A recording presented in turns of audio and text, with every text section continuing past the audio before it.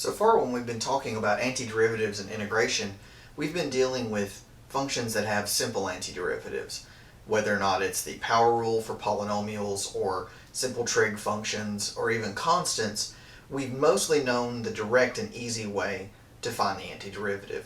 What you find, however, is that in most cases, integration is not that simple. Now, we know how to integrate something like 3x squared dx. We add 1 to the power, and we divide by the new power. So when we add 3, when we get to 3, we divide by 3. Those cancel, leaving us x cubed plus an arbitrary constant. But what if we had something like 3 times x plus 1 squared instead of 3x squared? Now, the simple thing to do would be to say, oh, well, I'll just FOIL that out, right? I'll get x squared plus 2x plus 1. I'll multiply by 3, or maybe I'll pull it out, and then I'll evaluate each one of those. And that's fine. But what if you had x plus 1 to the 400th power, for instance? That would be very time-consuming to do, to multiply all the way out. It's possible, but it's pretty impractical. But something that's even less practical is, all right, I have the integral of cosine of x dx is sine of x plus an arbitrary constant. But what if it was cosine of 3x plus 4?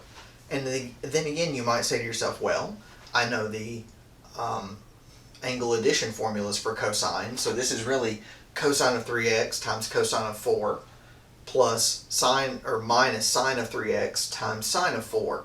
And since I can find the antiderivative for cosine of 3x by thinking about it just a little bit, I could, and then cosine of 4 would be a constant, I could probably fiddle my way around. But that's very complicated. So, it can easily become kind of impractical, if not impossible, to do it this way. So what we're going to do is we're going to use a result from the chain rule. So we're trying to tie all this stuff together. Now, if you remember, the chain rule says if I have a composition of functions, f of g of x, what I do is I take the derivative of the outside function, and then I leave the inside piece alone, and then I chain the derivative of the inside function. So I have f of g of x times the derivative of g. But instead of using f of g of x, because that can get kind of ugly to look at, what we're going to do is we're going to use a placeholder value. We're going to call it u. So instead of an x, we're going to call it a u. And what we know from the chain rule is that the derivative of f of u is the same thing here. It's the derivative of the outside, that f prime, with that inside function untouched. And then we chain the derivative of whatever u is.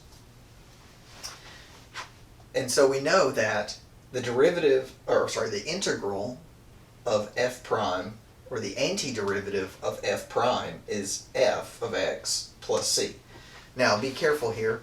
We normally think of antiderivatives, we have a little f and a big F, but in this case I'm talking about f prime here. Recall that that a function is an antiderivative if, when you take this thing's derivative, you get back this, right? If you take this thing's derivative, you're going to get f prime. So, similarly, instead of this, we're going to have this f prime of u with this u prime, and its antiderivative is going to be f of u plus an arbitrary constant. Notice that this follows directly from this and the definition of an antiderivative.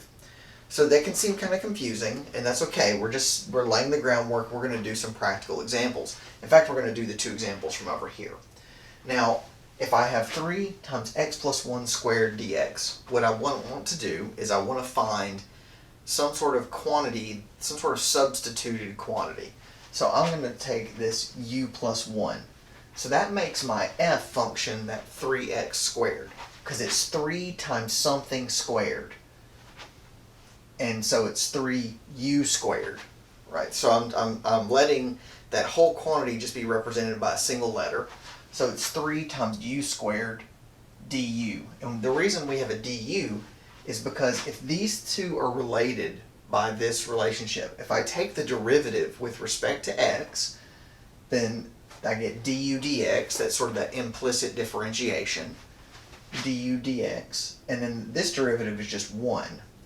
So we're going to kind of cheat. We're going to kind of use that idea that the derivative is a fraction. It doesn't really work that way, but if we don't use that way, the notation gets kind of nasty. So let's just pretend like it's a fraction here. So if du over dx is 1 and we multiply both sides by dx, what we get is that dx becomes interchanged with du. The reason we have to do that is because this is a dx integral, but we need a du integral because these letters have to agree, just like those letters agreed. So once we've done that, we know that from this pattern here that the antiderivative is u cubed plus c. However, we're not done because the original problem statement is in x, so we always have to go back to what that x is when we're dealing with indefinite integrals. So since I know that u was x plus 1, then this becomes x plus 1 cubed plus c. And we can verify that we've done this correctly by taking its derivative. We can say, all right, what's the derivative of this?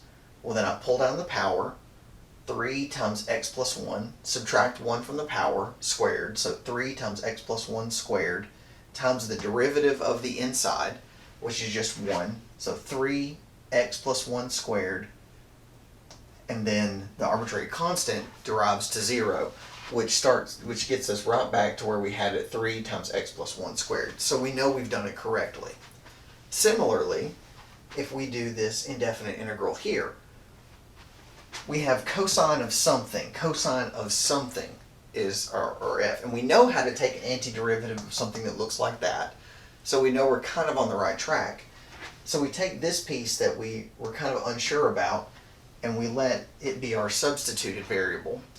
When we take that implicit derivative, we have that du over dx equals 3, because that falls away and that just becomes 3.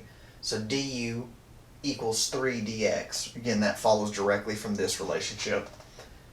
But I don't have a 3 dx here. I just have a dx. So I can rewrite this as 1/3 du equals dx. It's the same relationship. So wherever I see 3x plus 4, I get a u. Wherever I see a dx, I get a 1/3 du. I can pull that 1/3 out, and I have an antiderivative that looks like, or I have an indefinite integral that looks like this, except I have u's here. So I get sine of u plus c, keeping that 1/3 out in front, sine of u plus c, but we didn't start with u's, we started with x's, so we have to replace that with 1/3 sine of 3x plus 4 plus the arbitrary constant. Now, feel free to check this using the chain rule. Pretty much if you use u substitution, the derivative you check with will require the chain rule, just be aware. But that's sort of the basic process, and we're going to do a lot of examples here because u substitution is probably the most important method you need to learn to evaluate integrals.